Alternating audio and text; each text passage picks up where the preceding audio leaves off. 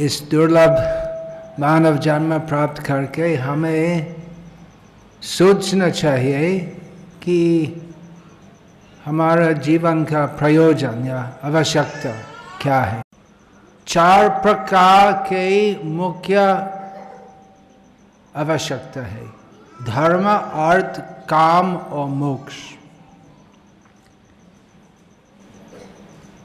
आजकल दुर्भाग्यवश जनता वैदिक विचार नहीं करते, किसी भी विचार नहीं करते और पाशविक जीवन व्यतीत करते हैं, खाली काम के अनुसार।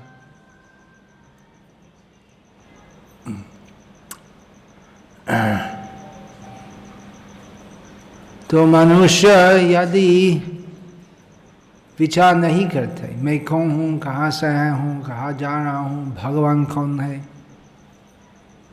ये सब प्रश्न यदि नहीं पूछते, वो व्यक्ति तो पशु जैसे है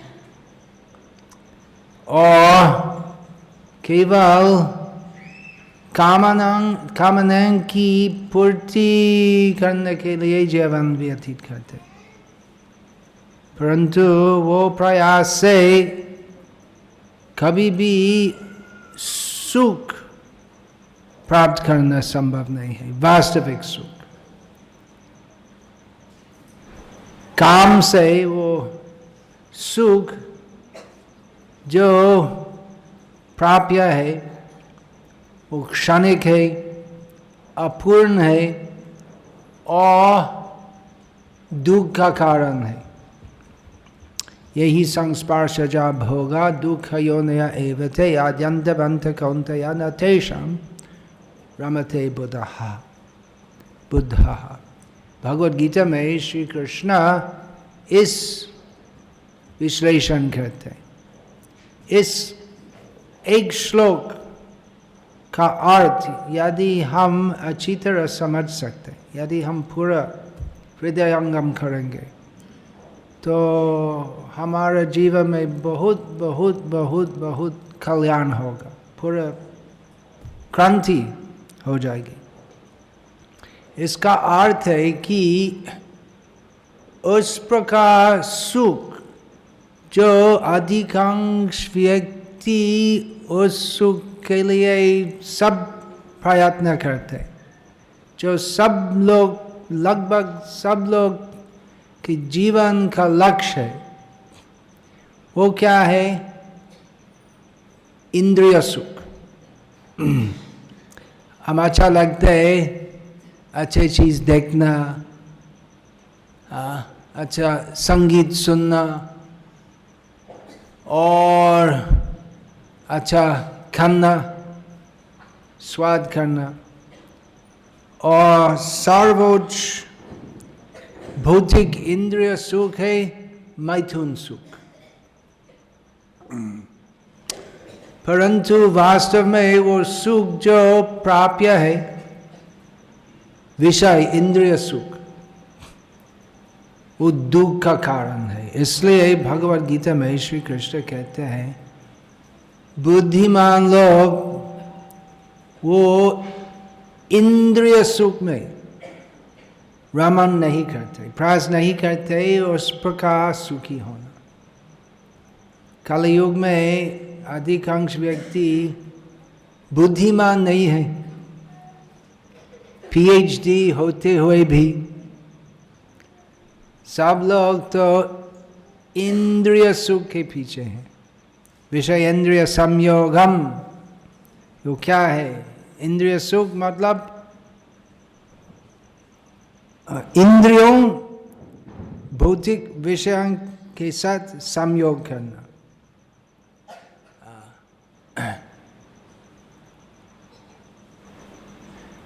विषय इंद्रिय संयोगम यथदग्रे मृतोपमं परिणामे विषमिव तत्सुखम राजसं स्मृतम। और भी उपदेश भगवद गीता में श्री कृष्ण देते हैं कि वो सुख राजसिक सुख, सत्वगुण है, रजोगुण है, तमोगुण है। रजोगुण में विषय इंद्रिय सुख का प्रयास प्रमुख है।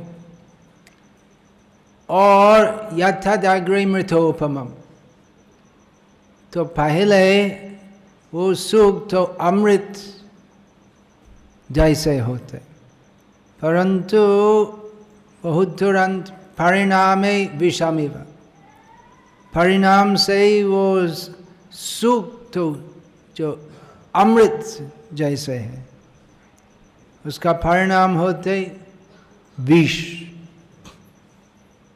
तो इस जीवन में भी लोग जो केवल इंद्रिय सुख के लिए जीवन व्यतीत करते हैं, तो ऐसे लोग तो इस जीवन में वास्तव में सुखी नहीं है, दिल सुख तो नहीं मिलता, संतुष्ट नहीं है मन में। और पाप करने से, वो विशेषकर आजकल कामनाएं की पूर्ति करने के लिए लोग बहुत पाप करते हैं, उसका फल होते हैं कि भविष्य में अगले जन्मों में बहुत प्रकार के यंत्रणा प्राप्त होते हैं। इसलिए श्रीमद् भागवत में इस अनमोल वाणी है कि नूनं प्रमथा कुरुते विकर्म यद इंद्रिय प्रीतिया आपनोति न साधु मन्ये यथ आत्मनो यम असन अपि क्लेशद आसदेह। ऋषभदेव भगवान का विचार है। ऋषभ भगवान का विचार का मतलब ये सत्य वचन है। हमारा विचार वो गलत है, क्योंकि हम तुच्छ जीव है, और भगवान का विचार वो पूर्ण परम सत्य है। तो उनका विचार है कि लोग जो मानव जीवन का उद्देश्य नहीं जानते और जीवन व्यतीत करते हैं केवल इंद्रिय सुख के लिए, ऐसे लोग प्रमत्त का मतलब पूरा पागल है, क्योंकि इस जीवन में वे पाप करते हैं और उस पाप करना से वे जन्म जन्मांतर दुख भोग करना पड़ेगा। तो वैदिक संस्कृति में धर्म, अर्थ, काम और मोक्ष, काम भौतिक काम वो है, परंतु धर्म के अनुसार भौतिक कामनाएं की पूर्ति करने का प्रयास होने चाहिए। और कामनाएं की पूर्ति करने के लिए अर्थ की आवश्यकता है। अर्थ का मतलब पैसा, धन संपत्ति। तो जिनके पास बहुत धन संपत्ति है, तो ऐसे लोग का अवसर है विषय इंद्रिय सुख भोग करना। तो इसलिए कोई भगवान के पास नहीं जाते, या अल्लाह या गॉड के पास नहीं जाते। प्रार्थना इस प्रकार प्रार्थना करना है, भगवान मुझको गरीब बना। गरीब लोग तो भगवान के पास जाके प्रार्थना करते हैं, हे भगवान मुझको पैसा दे। कोई नहीं बोलता है कि हे भगवान मेरे सब पैसा ले ले।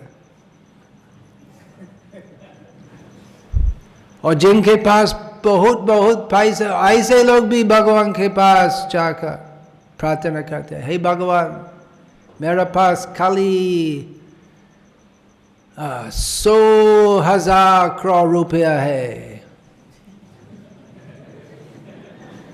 और दूसरा बदमाश है जिनके पास 100,000 करोड़ और 1 रुपया है, मेरे से बड़ा है, तो मुझको और कम से कम 2 रुपया दे दे। जिससे मैं उससे बड़ा होऊंगा। ऐसे लोग पागल होते। वास्तव में जिनके पास ज़्यादा पैसा है, ऐसे लोग तो और बड़ा पागल होते। इस भौतिक संसार में सब लोग पागल हैं, क्योंकि नहीं जानते जीवन का लक्ष्य क्या है, आत्मज्ञान क्या है, नहीं जानते, तो पाशविक जीवन व्यतीत करते। लेकिन जिनके पास ज़्यादा पैसा है, उनका वर्णन है श्रीमद् भागवत में। ऐसे लोग धन दुर्मदन धन, धन से अधिक धन से वे दुर्मद, दुर्मद का मतलब दंभिक और अंध। अंध मतलब सब अंध है इस भौतिक संसार में, परंतु दंभ से लोग और ज़्यादा पागल होते।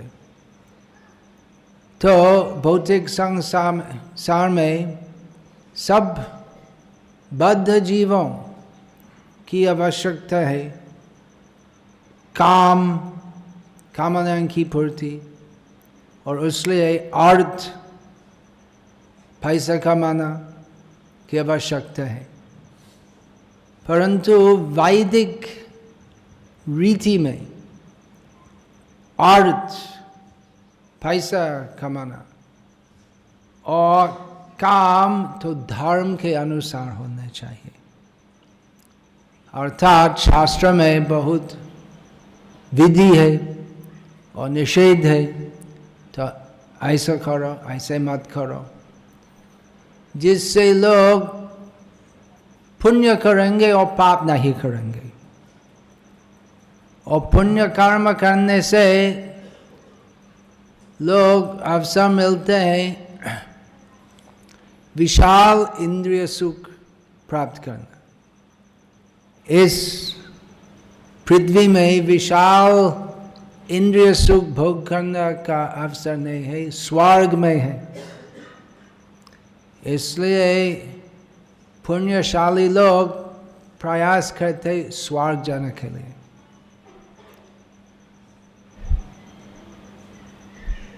विनती है सबके पास, आपका मोबाइल जरा सा बंद कीजिए, ऑफ करो।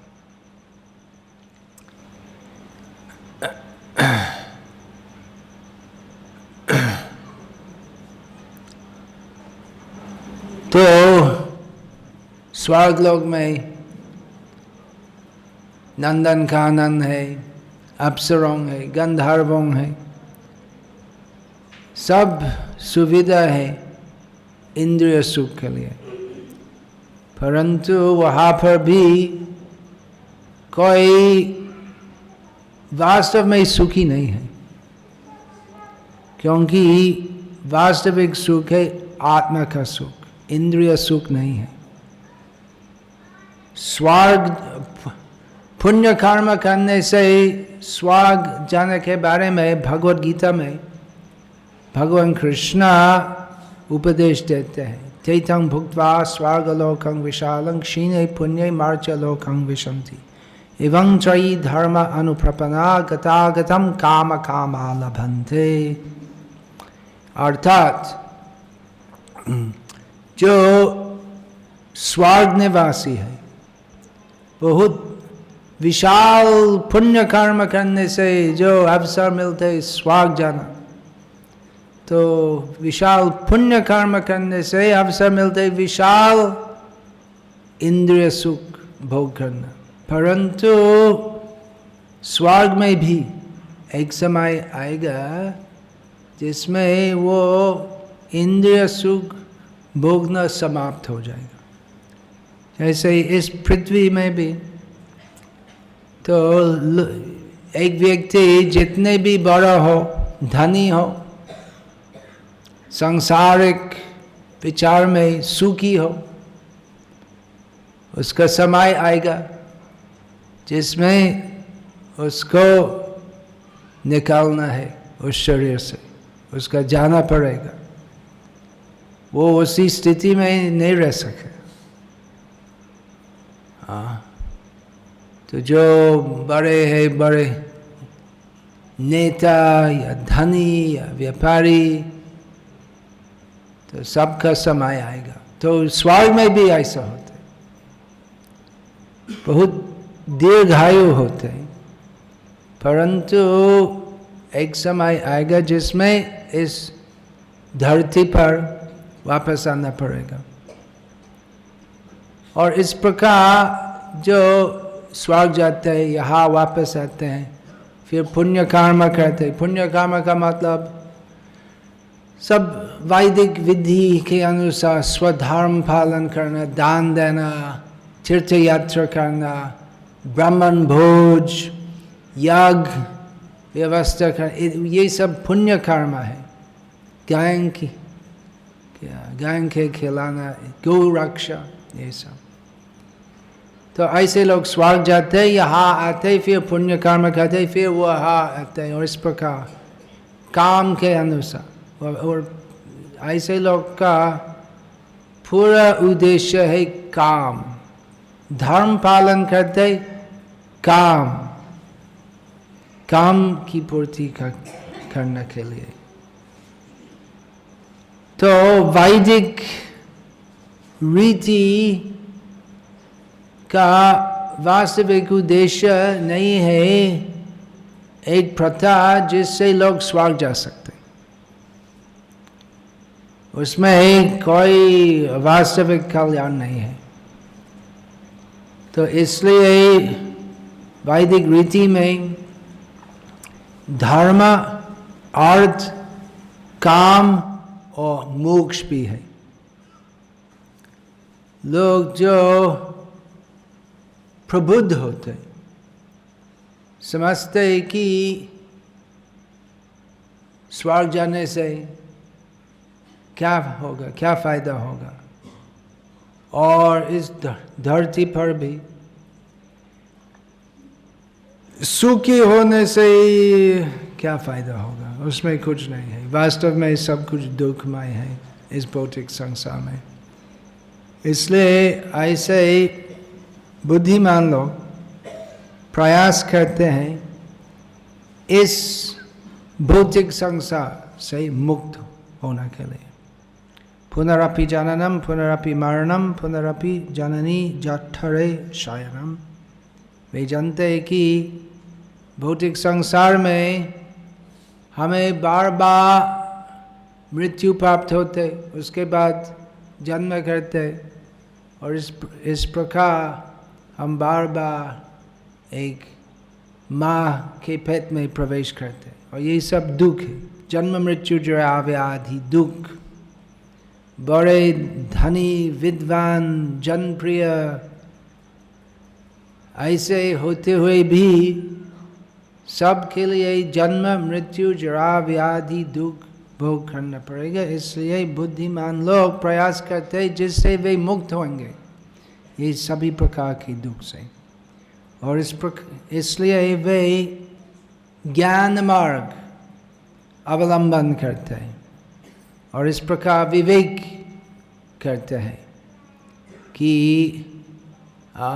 इस भौतिक संसार में सब कुछ जो है सब कुछ अस्थायी है, और कुछ वस्तु तो सुख का कारण नहीं है, और इसलिए वे प्रयास करते हैं ज्ञान अथवा योग का अभ्यास से इस भौतिक संसार से मुक्त होने के लिए।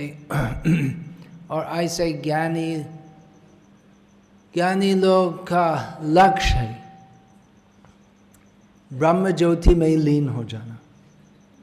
इस भौतिक संसार के परे परव्योम है। परव्योम का मतलब वो दिव्य आध्यात्मिक आकाश जिसमें मुक्त जीवन जाते हैं और उस ज्योति में लीन हो जाते हैं। चैतन्य महाप्रभु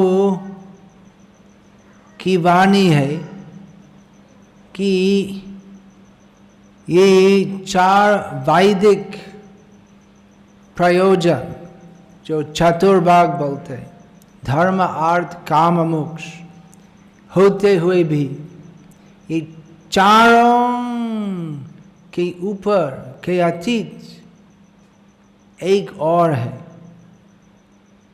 कृष्ण प्रेम। कृष्ण प्रेम सब जीव का वास्तविक प्रयोजन है, परम पुरुषार्थ। चैतन्य महाप्रभु कृष्ण प्रेम प्राप्ति को परम पुरुषार्थ कहे। कृष्ण विषयक प्रेम परम पुरुषार्थ, जार आगे चुनतुल्य चारि पुरुषार्थ। तो धर्म जो इतना महान है और अर्थ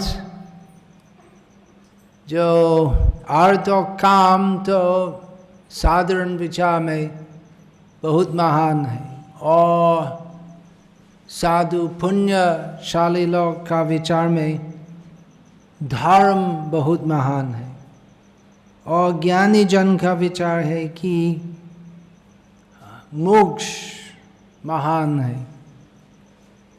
तो इस भौतिक संसार में जो धार्मिक है, जो मोक्षाकांक्षी है, ऐसे लोग तो साधारण विषय इंद्रिय सुख भोग लिप्त जनता से बहुत ऊपर है।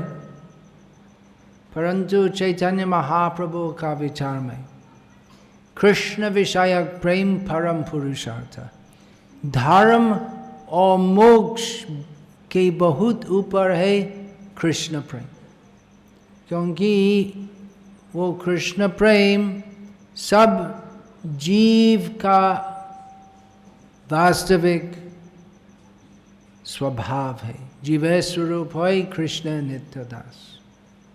हम आत्मा है, इसलिए हमें समझना चाहिए कि आत्म धर्म क्या है। स्वधर्म है। स्वधर्म का मतलब ब्राह्मण का धर्म, क्षत्रिय का धर्म, वैश्य का धर्म, शूद्र का धर्म, स्त्री धर्म, तो ये सब है। परंतु ये सब पाल्या है, परंतु ये सब तो केवल शरीर के बारे में है, शरीर का संबंध में है और सामाजिक है।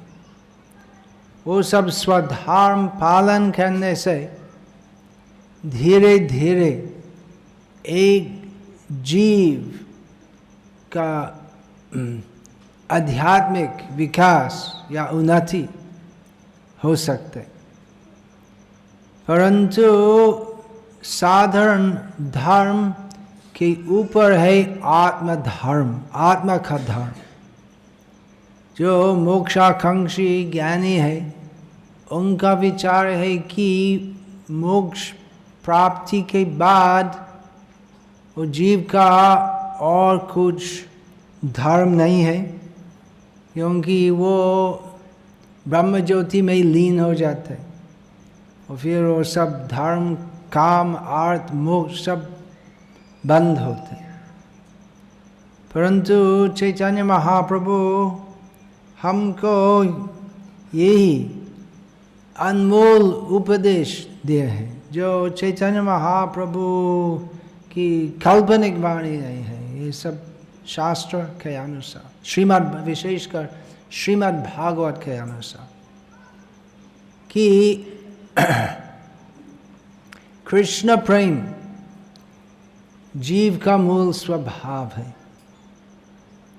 इस भौतिक संसार में सब लोग के माता पिता भाई बहन बंधु ये सब है, परंतु जन्म मृत्यु जरा व्याधि दुख वो सब भी रहते। और इस भौतिक संसार में वो संबंध जो हम स्थापन करते हैं भाई बहनों दोस्तों से, वो अपूर्ण होते हैं और वो पूरा प्रेम संबंध नहीं है। भगवान कृष्ण भगवान है। भगवान का मतलब सर्वशक्तिमान, इनमें पूरी सत्ता है। उनकी इच्छा शक्ति से असंख्य भौतिक ब्रह्मांडों की सृष्टि, पालन और संहार होते हैं। परंतु भगवान का सर्वोच्च गुण इनकी सर्वशक्तिमता नहीं है। इनकी सर्वोच्च गुण है इनकी दया और उनका प्रेम इनके सब जीवों के लिए। इसलिए भगवान कृष्ण इस भौतिक संसार में आते हैं। किस लिए? विशेषकर परित्राणाय साधुनम, साधुजन इनके भक्तों का उद्धार करने के लिए। भगवान कृष्ण परम पुरुष है। पुरुष का मतलब व्यक्ति, व्यक्ति का मतलब इनमें प्रेम है, दया है, सब सद्गुण है। और वो कृष्ण का प्रेम करना आत्मा का मूल स्वभाव है। इस भौतिक संसार में प्रेम प्रीति जो हम स्थापन करते दूसरे लोग से, वो दुख का कारण होता है। क्योंकि विशेषकर आधुनिक जमाने में वो एक लड़का लड़की से प्रेम प्यार करते हैं, कि वो संबंध टूट जाते हैं और दोनों बहुत खेद करते हैं और वो संबंध से कष्ट की सृष्टि होती है।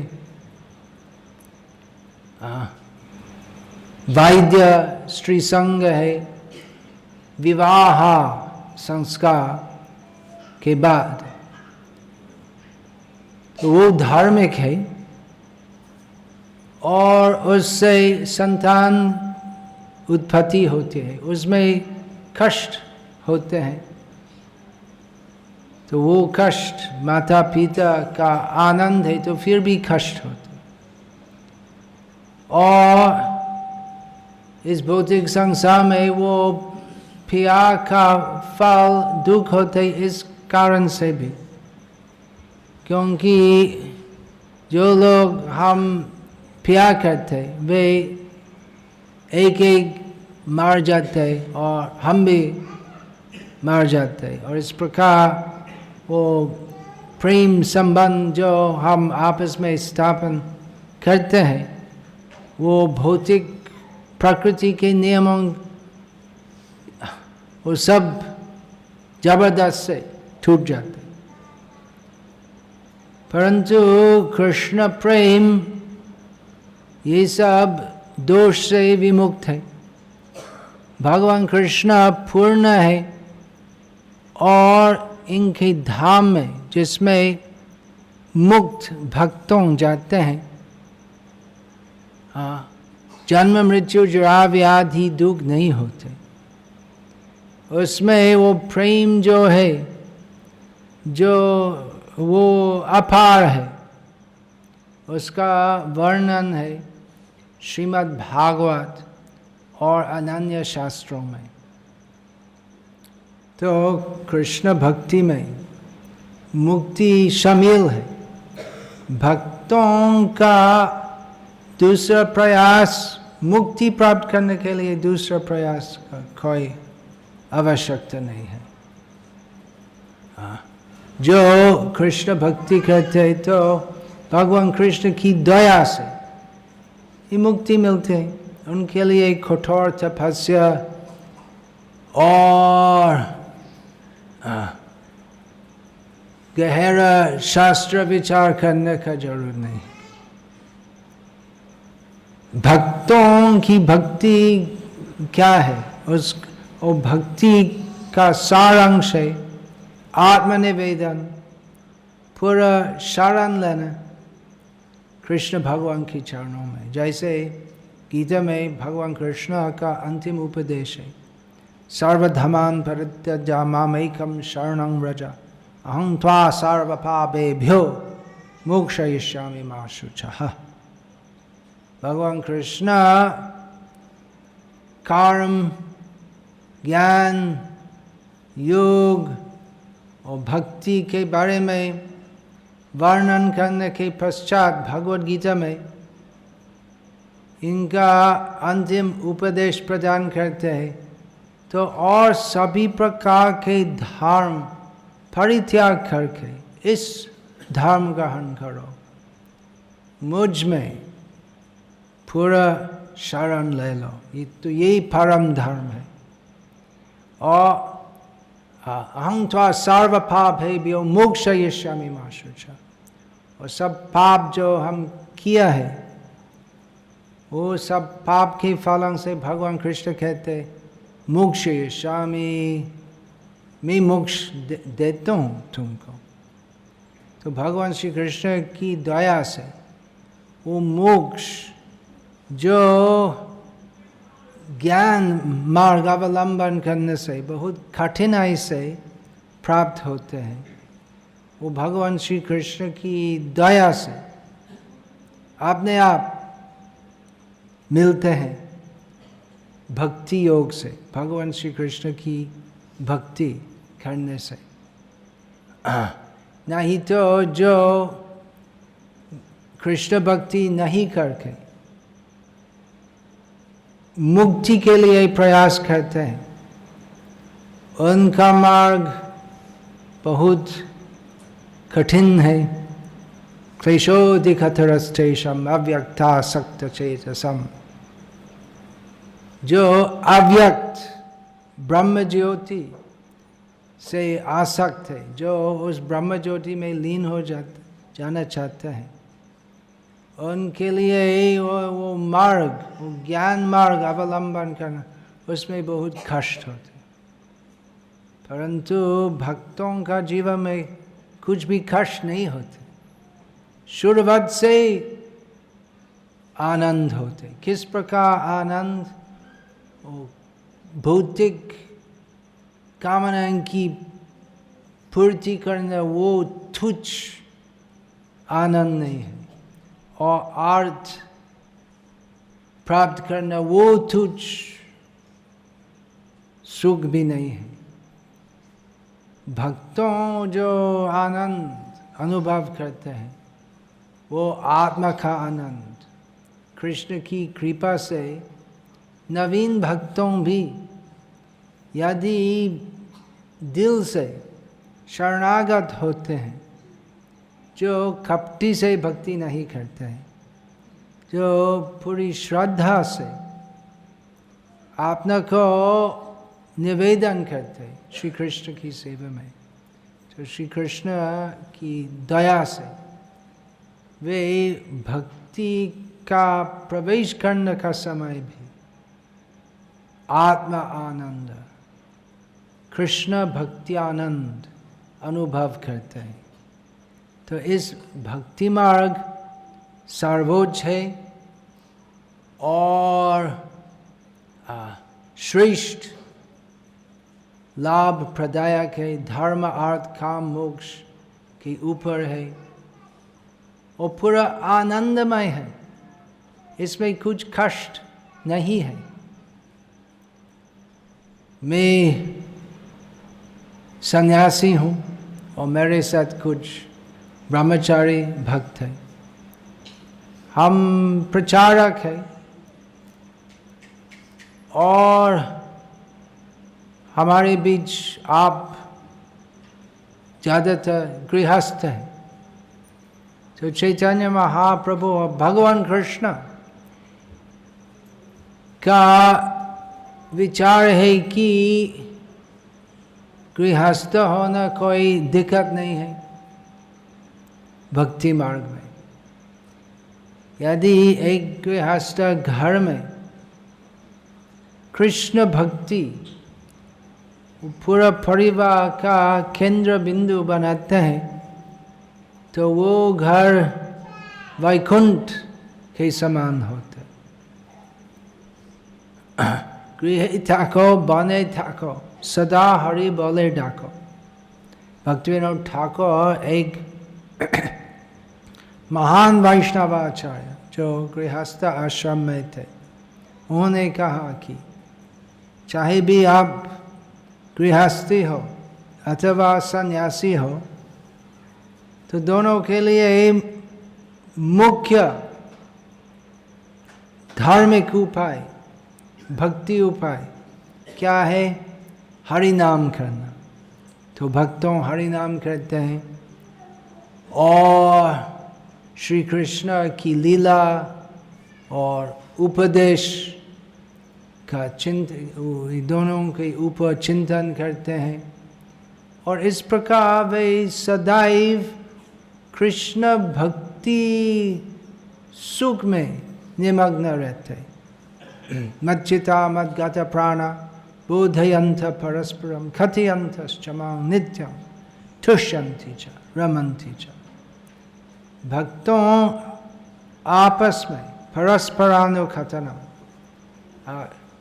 कथा करते कृष्ण के बारे में और कृष्ण का चिंतन करते और उनका जीवन का लक्ष्य कृष्ण को बनाते और इस प्रकार वे सदैव इस दुखमय जगत में रहना का समय भी सदैव सुखी रहते और इस जीवन का समाप्ति काल में वे भगवान श्री कृष्ण के पास जाते हैं। तो इस प्रकार चैतन्य महाप्रभु हमको उपदेश दिया है कि सब जीव का परम प्रयोजन है कृष्ण भक्ति कृष्ण प्रेम प्राप्ति।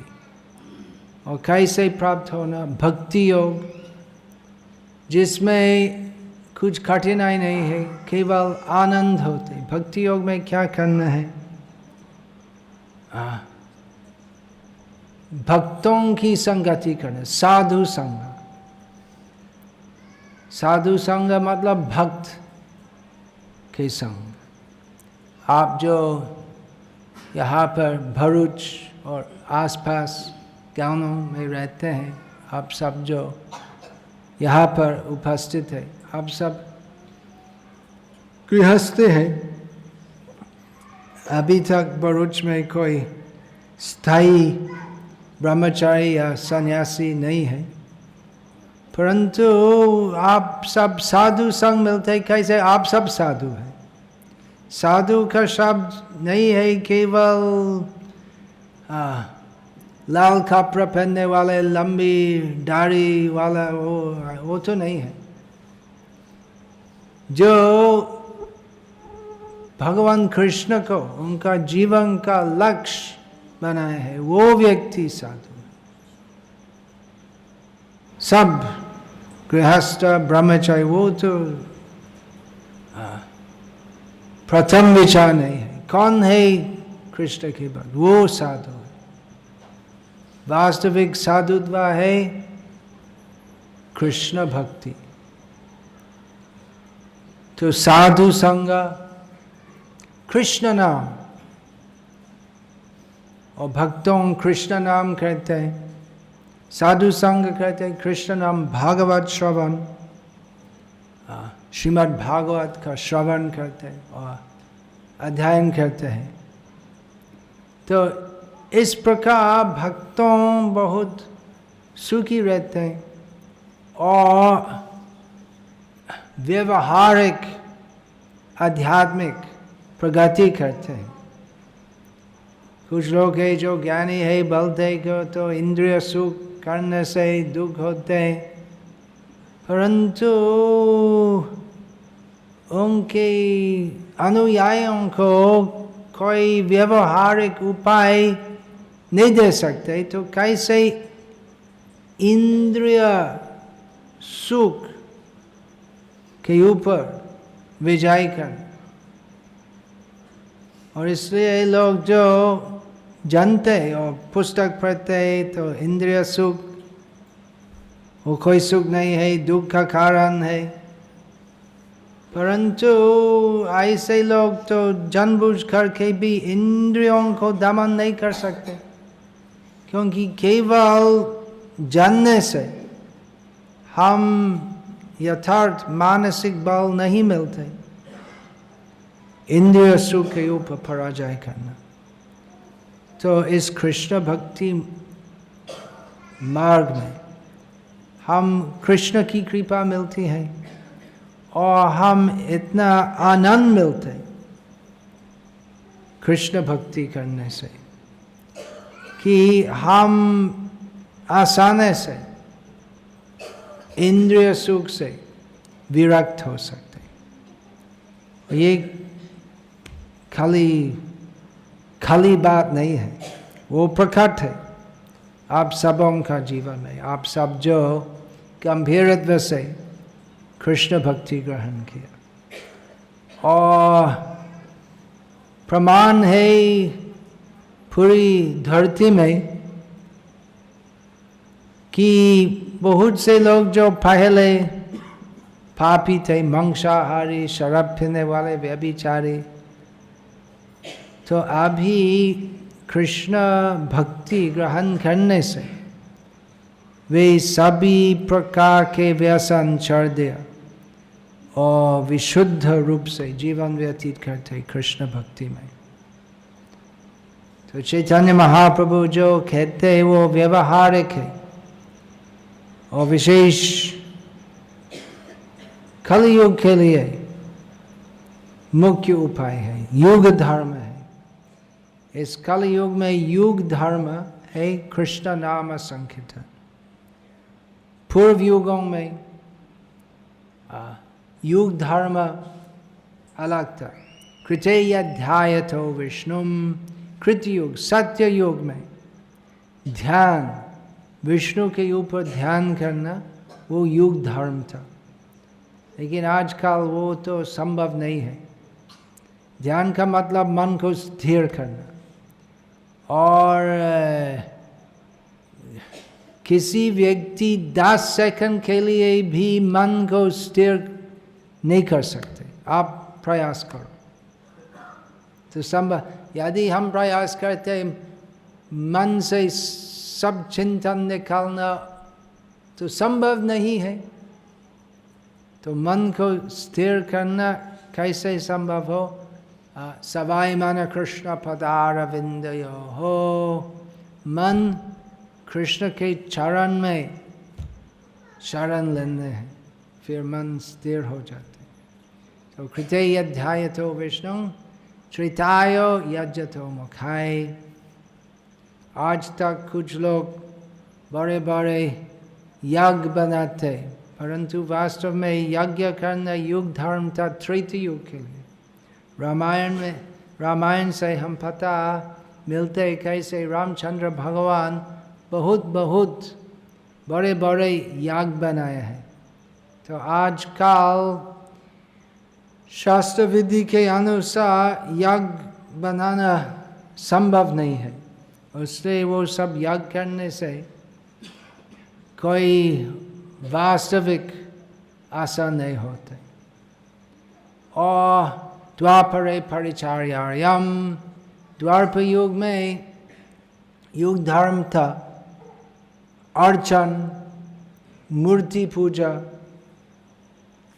तो वो कलयुग में वो हो सकते हैं, परंतु विधि के अनुसार अच्छी तरह पूजा विधि पालन करना इस कलयुग में संभव नहीं है। लोग तो नहीं जानते क्या करना और किसकी पूजा करना वो भी वे नहीं जानते। बहुत सुंदर सुंदर मंदिर बनाते हैं, लोग लेकिन कि कृष्ण भगवान है और कृष्ण की पूजा करनी चाहिए, लोग तो नहीं जानते। और इसलिए कुछ काल्पनिक भगवान जैसे वो साईं बाबा, स्वामी नारायण इत्यादि, उनके लिए बहुत बड़े सुंदर मंदिर बनाते हैं, लेकिन वो सिद्धांत के विरोध है, क्योंकि शास्त्र का विचार है और सच है कि कृष्णस्थु भगवान स्वयं। ये सब काल्पनिक भगवान की पूजा करने से कुछ भी आध्यात्मिक फायदा नहीं होगा, कुछ भी नहीं होगा। तो इसलिए कलयुग में हरि नाम मुख्य उपाय है, युग धर्म है, बहुत सरल है। सब ज्ञानी अज्ञानी, पुण्यशाली पुण्यहीन, वृद्ध युवक, हिंदू अहिंदू, ब्राह्मण चंडाल, सब आसानी से हरे कृष्ण कृष्ण कृष्ण हरे हरे, हरे राम राम राम हरे हरे कीर्तन कर सकते हैं, और उससे पूरा आध्यात्मिक लाभ उठाएगा। तो ये मेरी खुद की बात नहीं है, वो सब कुछ जो हम बोलते हैं वो शास्त्र के अनुसार है। शास्त्र क्या है? जो वो ज्ञान जो भगवान हमको प्रदान करते हैं, जिससे हम समझ सकते हैं हमारा जीवन का वास्तविक प्रयोजन क्या है।